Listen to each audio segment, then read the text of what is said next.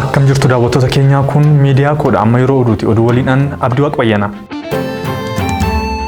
Gabaasa qorannoo sa'a 24 darbeetiin Itoophiyaatti namoonni 565 dhibee COVID-19 yoo qabaman lubbuun namoota 17 ammoo darbee jira. Itoophiyaatti sa'a 24 darbeetti qorannoo laaboraatoorii namoota 9,935 gaggeeffameen namoonni 565 vaayirasichaan qabamuu ministeerri fayyaa beeksise. Namoonni 17 ammoo lubbuun darbaniiru. Namoonni haaraan 499 yoo dandamatan waliigalaan namoonni 1,206 dandamataniiru. Itoophiyaatti waliigalaan lakkoofsi namoota vaayirasichaan qabamanii 22,818 ga'eera. Yeroo amma kanas namoonni vaayirasicha irratti argamu 11,506 ta'uu ministeerri fayyaa ibseera. Namoonni 168 yaala cimaa keessatti argamu. Waliigalattis lakkoofsi namoota lubbuun darbanii 407 ga'eera. Obbo Lammaa Magarsaa paartii hojii gaggeessaa badhaadhinaa keessaa ari'aman. Ibsi paartiin badhaadhinaa Oromiyaa yookiin OPDO duraanii hagayya 7 bara 2020 baaseen paartichi guyyoota lamaaf haala yeroo fi rakkina Oromiyaa keessatti isa mudate irratti mari'achuu ibse. Rakkoowwan uumamaniif sababa kan ta'e ilaalcha bocamaan jiraachuu fi miseensonni isaa hojii qabatamaa agarsiisuu dhabuu isaaniitiin kan ta'e hime. Itti aansuun Obbo Lammaa Magarsaa ilaalcha addaa qabaachuu isaanii ifatti miidiyaan kan dubbatan ta'uu yaadachiise. Kana booda koree hojii raawwachiisummaa hojjechuu akka hin dandeenye ibsee jira.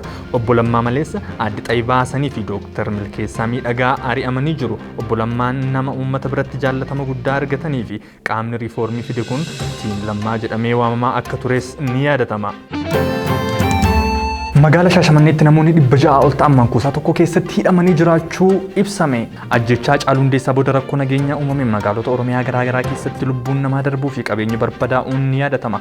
Akka BBC'n gabaasetti namoonni rakkoo nageenyaa kanaan wal qabatee magaalaa Shaashamanneetti to'annaa jala oolan mana murtiitti dhiyaachaa akka hin jirre ibsa. Namoonni kun kan hidhaman mankuusaa mana barumsaa fi galma walgahii keessatti ugguramanii akka jiranii fi reebichi akkasumas haalli fayyaa isaanii yaaddessaa ta'uu dubbatan. Mankuusaan kun akka isaan jedhanitti magaalattii ganda Duwwaa 5 keessatti kan argamu yoo ta'u namoonni achitti hidhamanii jiran gara 600 ta'uu jechuun jiraattonni dubbataniiru.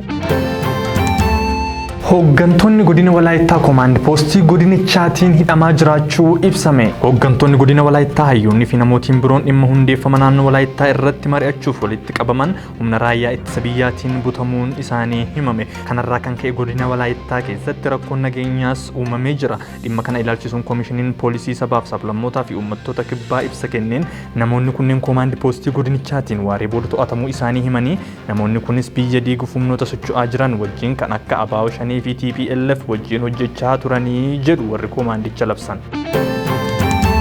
Dirree Dhawaatti ogeessonni fayyaa dhibee COVID-19 qabamuu isaaniitiin yaaddoo hamaan uumamee jira. Dirree Dhawaatti ogeessonni fayyaa fi hojjettoonni dhaabbilee fayyaa keessatti deeggarsa kennan 21 koronaa vaayirasiin qabamuu isaanii qindeessituun dubbiimtuu biiroo fayyaa magaalichaa Sintaayyoo Dabbasaa BBC'tti himaniiru. Akka qondaalli biiroo fayyaa kun jettutti ogeessonni fayyaa kunneen bakka hojii isaaniitii kan vaayirasichaan saaxilaman. Bulchiinsi magaalattis ogeessonni fayyaa vaayirasichaan qabamuun isaanii hojii dhibee kana ittisuu dadhabsiisa sodaa jedhu qabaachuus dubbatti. Aadde Sintaayyoon bulchiinsi wantoota koronaa vaayirasii ittiin ofirraa ittisuuf gargaaran gahumsaan ogeessota kanaaf dhiyeessaa jiraachuus ibsaniiru. Hanga ammaatti hir'inas hin qabnu jedhu. Dirree Dhawaatti hanga ammaatti namoota 8,000f qorannoo koronaa vaayirasii taasifameen namoonni 500 ol ta'an irratti dhibeen kun argameera. Namoonni 20 ammoo sababa dhibee kanaatiin lubbuun isaanii darbeera.